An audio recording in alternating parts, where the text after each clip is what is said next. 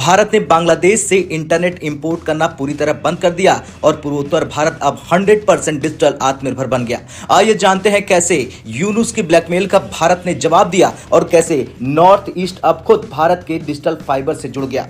हम बात करें बांग्लादेश की और कैसे देखती हैं आपके जो वहां पे जिस तरह से हो रही है, और आपके यहाँ भी ममता बनर्जी जो है उनको भी हमेशा से हमने देखा कि वो काफी सपोर्ट करती रही है, लेकिन अभी इस वक्त पाकिस्तान के साथ भी उनके टर्म्स जो है बांग्लादेश के बेहतर हो रहे हैं, लेकिन भारत के साथ बिगड़ते चले जा रहे हैं। क्या लग रहा है आपको फ्यूचर? हाँ दोस्तों, भारत ने इंटरनेट डिप्लोमेसी को पूर्ण रूप से आगे बढ़ाते हुए नॉर्थ ईस्टर्न इंडिया के लिए बांग्लादेश पर निर्भरता पूर्ण रूप से खत्म कर दी है। नॉर्थ ईस्ट इंडिया भारत के डोमेस्टिक फाइबर पर अब निर्भर करेगा और जो दूर दराज के इलाके हैं वहां पे सैटेलाइट के द्वारा इंटरनेट दिया जाएगा, यानी कि बांग्लादेश पर अब कोई निर्भरता की आवश्यकता नहीं है। कि जितने बायलैटरल डील्स हैं जो भारत के साथ साइन हुई हैं उनको कैंसिल कर दिया गया है। अब बांग्लादेशी जो मिनिस्टर हैं उन्होंने क्लेम कहां किया? फेसबुक पे जाकर। भारत वॉज ब्लाइंड साइटेड, हमें पता ही नहीं था कि हमारे जितने भी एग्रीमेंट्स हैं उसको कैंसिल कर दिया।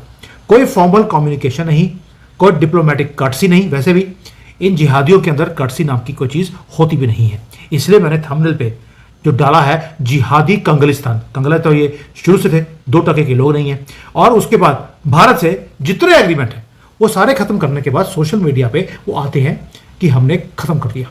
सिर्फ पाकिस्तान को अगर भारत का नैरेटिव मान ले तो सिर्फ 2 दिन का वक्त लगा था और हसीना वाजिद को मुल्क से अपनी कुर्सी छोड़कर फरार होना पड़ा। और फरार होने के लिए भी उन्होंने अपने ही देवता आका अजीत डोवल को फोन करके भारत में ही सकूनत इख्तियार की, क्योंकि उनको यूनाइटेड किंगडम ने, इंग्लैंड, लंदन ने भी उनका वीजा कैंसिल कर दिया था और उनको लेने से साफ इनकार कर दिया था। तो भारत की इस वक्त बौखलाहट और ढाका का ये इंसिडेंट, ये दोनों चीजें आपस में कोरिलेट करती हैं। इसकी तहकीकात जारी हैं। और जब ये जय हिंद दोस्तों बांग्लादेश और जैसे छोटे देश ये सोचते हैं कि अगर भारत उनसे कोई चीज खरीद रहे हैं ना तो वो भारत पे एहसान कर रहे हैं और भारत इनके सामने कांपता रहे।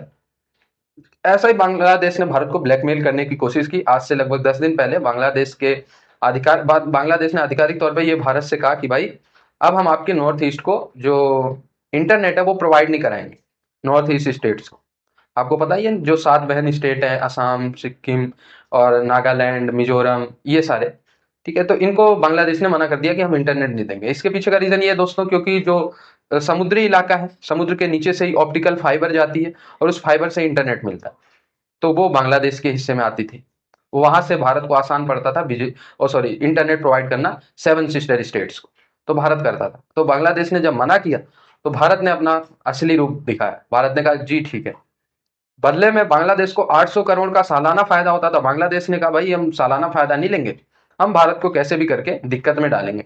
भारत ने मात्र 12 दिन के अंदर ही पूरा इंफ्रा डेवलप कर लिया। ऑप्टिकल फाइबर भारत ने बिछाई, क्योंकि आप देखें मुंबई, दिल्ली, बेंगलुरु, ऑलरेडी इनको इतना इंटरनेट चाहिए होता है कि आप उम्मीद करें कि बहुत ज्यादा।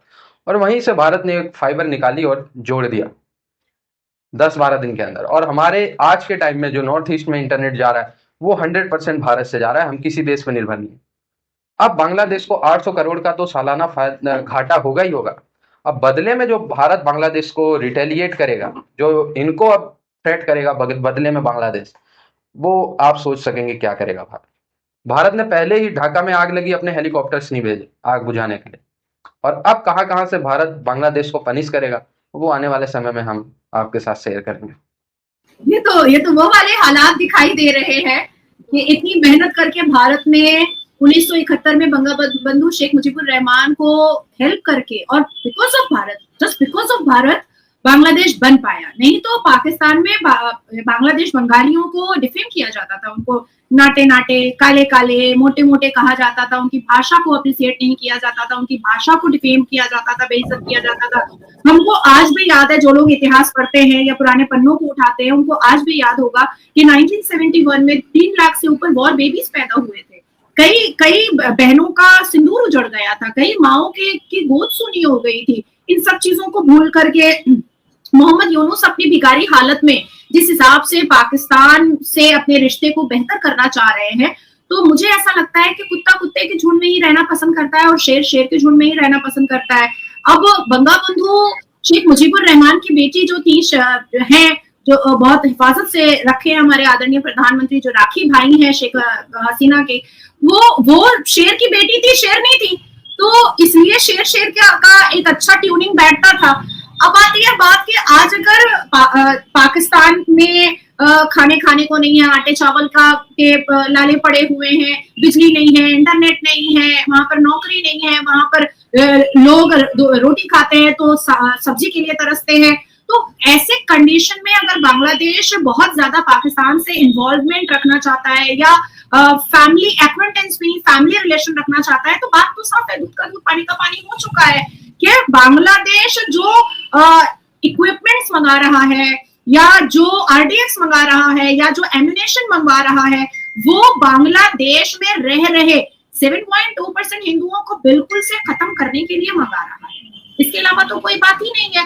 मैंने डे 1 से, जब ये कॉन्फ्लिक्ट स्टार्ट हुआ था, तब से मैंने एक बात बार बार कही थी कि बांग्लादेश सुधर जाए या हमारे अंडर कंट्रोल आ जाए या हमारी आर्मी कूप कर जाए और सारी चीजें फिर से बेटर हो जाए। मोहम्मद यूनुस जो है वो 2025 जनवरी के ट्रंप के ओथ के बाद वो जेल चला जाए, लेकिन फिर भी बांग्लादेश का बंटवारा होना बहुत जरूरी है और एक हिंदुस्तान बनना बहुत जरूरी है, क्योंकि क्या पता फिर से कोई मोहम्मद यूनुस जैसा दलाल जो है आतंकवादियों का फिर से कोई जिंदा हो सकता है, क्योंकि हम तो मोहम्मद गौरी को मारते हैं और कोई ना कोई उसकी नाजायज औलाद पैदा कर देता है, हम औरंगजेब को मारते हैं, कोई ना कोई उसकी नाजायज औलाद को पैदा कर देता है। और आप देखिए आरजू जी कि शेख हसीना के इनर गारमेंट किसने उड़ाए थे हवा में? मुसलमानों ने ही उड़ाए थे।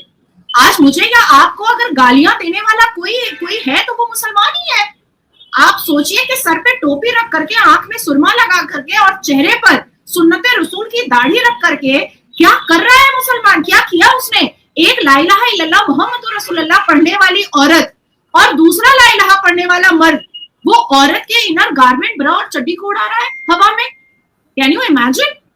मुझे और आपको कमेंट में कितने लोग एक्सेप्ट करेंगे इस बात को कि मुझे और आपको गंदी गंदी सड़ी सड़ी गालियां कौन देता है? मुसलमान ही तो देता है। तो अगर ये वाकई में सुन्नत रसूल मानते हैं, अगर ये वाकई में अल्लाह के बंदे हैं, अगर ये वाकई में हमारी अल्हामी किताब अल कुरान को मानते हैं, अगर ये वाकई में रसूल की सुन्नत पर चलते हैं, तो कब रसूल पाक ने कहा कि मुसलमान औरत के भी तुम ब्रा और चड्डी को हवा में उड़ा दो, या मुसलमान औरत अगर कुछ काम कर रही है तो तुम उसको गंदी गंदी गालियां परोसो? भारत के अंदर तलबली हो जाती है कि क्या कुछ बड़ा बांग्लादेश प्लान कर रहा है। हथियार पहले पाए गए वहां पर एयरपोर्ट के ऊपर, जिन्हें भारत में ट्रांसफर करना था, दिवाली पे आग लगानी थी।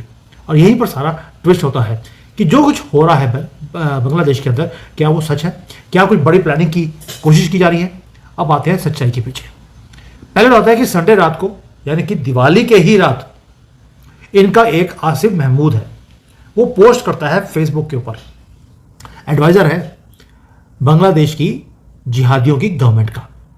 उसने क्लेम कर दिया जितने मेजर प्रोजेक्ट्स जो शेख हसीना ने साइन किए थे भारत और बांग्लादेश के बीच में, वो कैंसिल हो गए।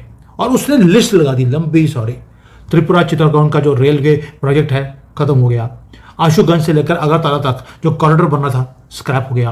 पेट्रोलियम पाइपलाइंस थी, इकोनॉमिक जोन्स थे, जो वाटर के प्रोजेक्ट्स थे, सारे के सारे टर्मिनेट कर दिए गए हैं। रीजन कुछ नहीं बताया। ये नहीं बताया कि भाई उनके एयरपोर्ट के ऊपर आग लग गई थी उसके बाद हुआ है, या जिहादियों को अब काफिरों से काम नहीं करना, कुछ नहीं बोला।